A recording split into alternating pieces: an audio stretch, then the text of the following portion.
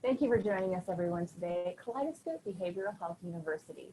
Today we have Jason McCoy, LCSW Supervisor and Registered Play Therapist Supervisor for Kaleidoscope Behavioral Health in the Dallas-Fort Worth Metroplex.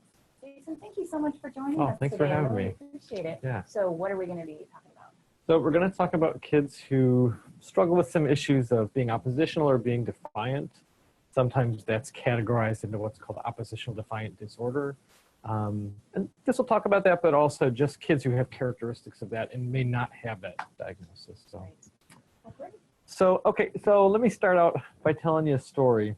And in the story, there's going to be some ways that I was working with a kid like that. And as we're going through, we'll see if it connects back to the story. So we'll come back around.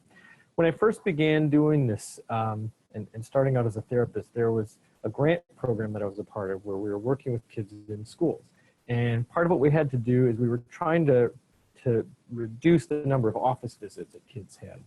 So I got the kids who were getting the most office visits, and they were the most oppositional and defiant kids in the school. There was one boy that I was working with, and he was a fifth grader at the time. And I was supposed to come to his classroom and pick him up for his counseling appointment and then take him back to my office. And rather than come to the appointment, he would just run out the door at the end of the day, run on any bus he could get onto and ride it to wherever, which, wasn't great.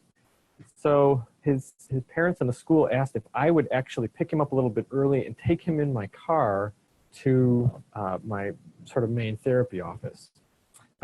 Thinking back on that now, I probably wouldn't do that, but I was just starting out.